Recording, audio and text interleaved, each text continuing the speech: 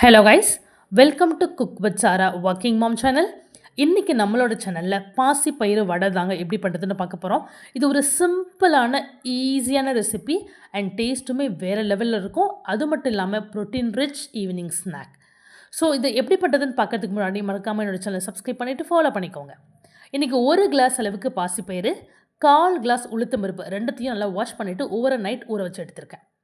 இப்போது மிக்ஸி ஜாரில் ஒரு 3 பச்சை மிளகாய், ஒரு காஞ்ச மிளகாய், ஒரு சின்ன துண்டு இஞ்சி, 1 ஸ்பூன் ஜீரகம், 2 சின்ன துண்டு பட்டை, 4 லவங்கப்பூ, கூடவே நம்ம ஊற வச்சுருந்த பாசிப்பயிறு, உளுத்தம் பருப்பு ரெண்டுத்தையும் ஆட் பண்ணிவிட்டு நல்லா நைஸாக அரைச்சி எடுத்துக்கோங்க.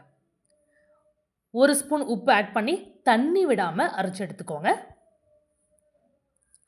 யூசுவலாகவே பாசிப்பயிர்லேருந்து தண்ணி வெளியாகும்.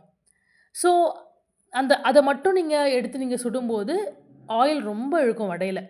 ஸோ அதுக்காக நீங்கள் என்ன பண்ணலாம், இது மாதிரி கடலை மாவை மிக்ஸ் பண்ணிவிட்டு நீங்கள் வடை சுட்டிங்க அப்படின்னா ஆயில் ரொம்ப இழுக்காது. அட் த சேம் டைம் உங்களுக்கு வடையும் நல்லா மொறு நல்லா கிறிஸ்பியாக உங்களுக்கு கிடைக்கும். ஸோ பாசிப்பயிர்ப்பு இந்த மாவோட கொஞ்சம் கடலை மாவு, கூடவே ஒரு கைப்பிடி அளவுக்கு கருவேப்பிலை, கொத்தமல்லி, ஒரு பெரிய சைஸ் வெங்காயம் நல்லா குட்டி குட்டியாக கட் பண்ணி இது மாதிரி ஆட் பண்ணி வச்சுருக்கேன். எல்லாத்தையும் நல்லா மிக்ஸ் பண்ணிவிட்டு நல்லா வடை மாவு பதத்துக்கு நல்லா மிக்ஸ் பண்ணி வச்சுக்கோங்க.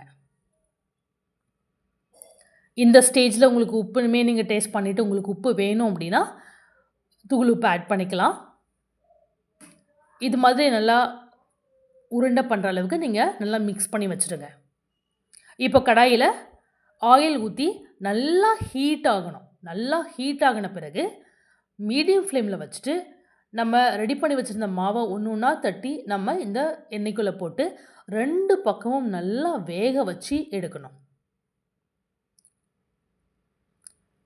ஸ்டவ்வை மீடியம் ஃப்ளேமில் வச்சு நல்லா 2 பக்கமும் நல்லா திருப்பி போட்டு நீங்கள் வடை செஞ்சீங்க அப்படின்னா இந்த பாசிப்பயிறு வடை நல்லா கிறிஸ்பியாக ஒரு மாதிரி டேஸ்டியாக ரொம்பவே நல்லாயிருக்கும்.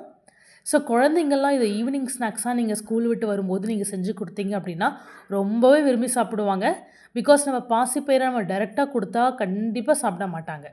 பட் அதுக்கு பதிலாக இது மாதிரி வடை மாதிரி நீங்கள் செஞ்சு ஈவினிங் ஸ்நாக்ஸாக கொடுத்தீங்க அப்படின்னா ரொம்ப விருப்பப்பட்டு சாப்பிடுவாங்க அண்ட் ரொம்பவுமே ஹெல்த்தியும் கூட. ஸோ நீங்கள் இது மாதிரி வடை பண்ணும்போது அந்த பாசிப்பயிரை முளைக்கட்டி வச்சு நீங்கள் வடை பண்ணிங்க அப்படின்னா அதில் அவ்வளோ ப்ரோட்டீன்ஸ் இருக்குது. ஸோ கண்டிப்பாக இதே மாதிரி நீங்களும் ட்ரை பண்ணிவிட்டு எப்படி இருக்குன்னு மறக்காமல் எனக்கு சொல்லுங்கள். பாருங்கள், வடை ரெடி ஆகிடுச்சு.